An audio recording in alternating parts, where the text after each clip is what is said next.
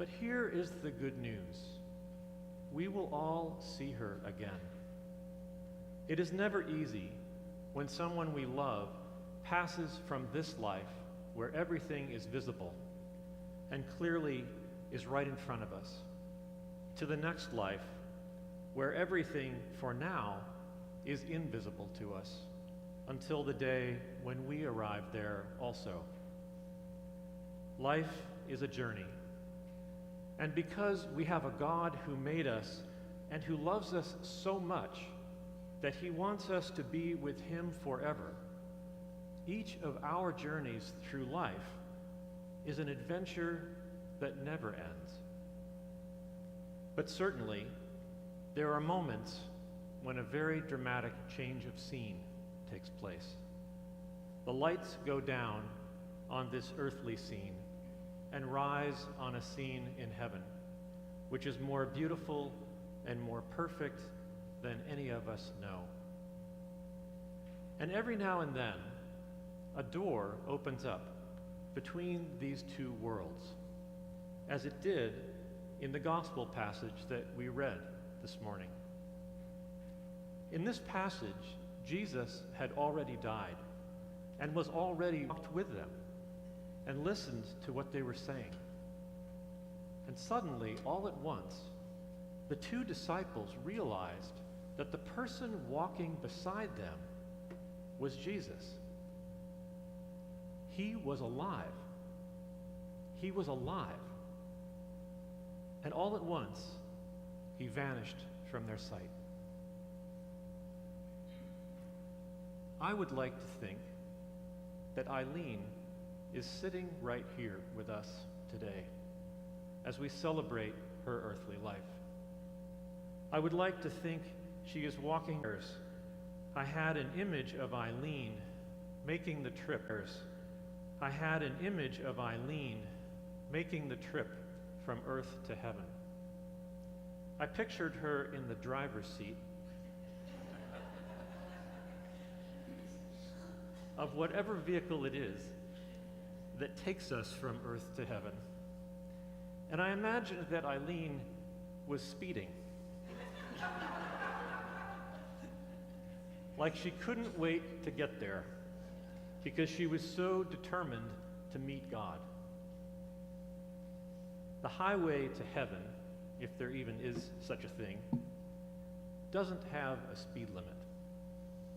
And that's good, because her son, Alex, told me a story about how highway speed limits in California were optional for Eileen. Apparently, she once successfully talked her way out of a ticket by pretending not to know that the state speed limit applied to all roads, not just one. I would have liked to have been there for that one. And I know that there are many other stories about Eileen that all of you would like to share at our reception today after the service, so that all of us together can remember and celebrate what an amazing and what a wonderful person she still is. May God richly bless both Eileen and all of us who love her. Amen.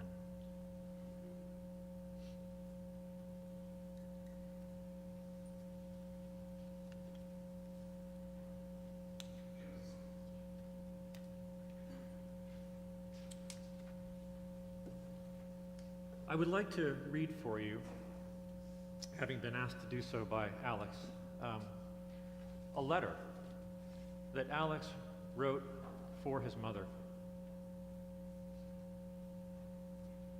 Hey, Ma, you've certainly made an impression on a lot of people. Everywhere I go, they remember you.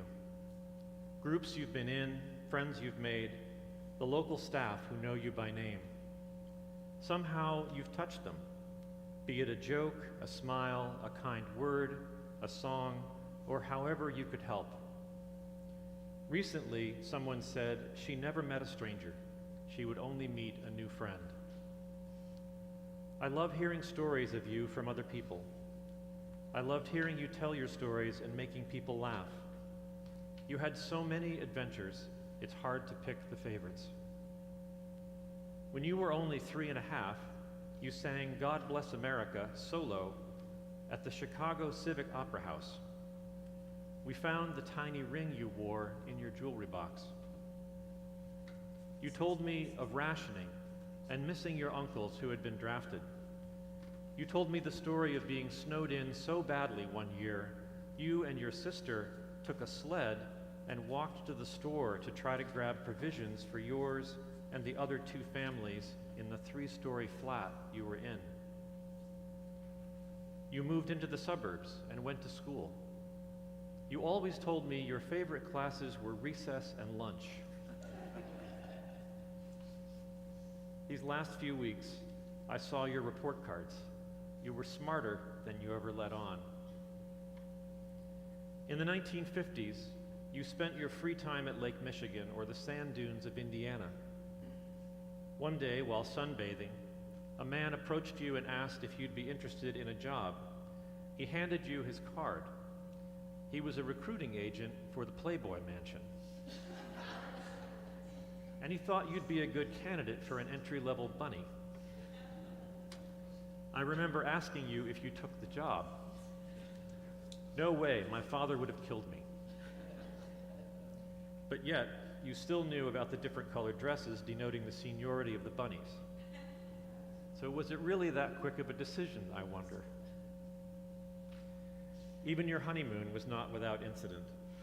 You chose the most romantic location you could think of, French Lick, Indiana. All was going well until your appendix decided it was to rupture. Fortunately, there was a doctor and a nurse in the town, but unfortunately, they were also the local morticians. The only transport they could give you lying down was in the town hearse. Chicago was about 5 hours away, but halfway through, the team decided they wanted to stop for a quick bite and pulled into a Howard Johnson's. Not thinking, you climbed out of the back and scared enough diners that the manager came out and asked if you could please park in the back as 3 customers had just fainted. You loved driving your cars, especially the yellow '55 Chevy Roadmaster convertible with the dark green leather interior, obviously your favorite. A friend offered to let you stay the night on the couch due to a particularly bad storm. Unfortunately, you'd forgotten to put the top up and the water was to the brim. It took a few friends quite a while to bail enough rainwater out to get the doors open due to the pressure. You learned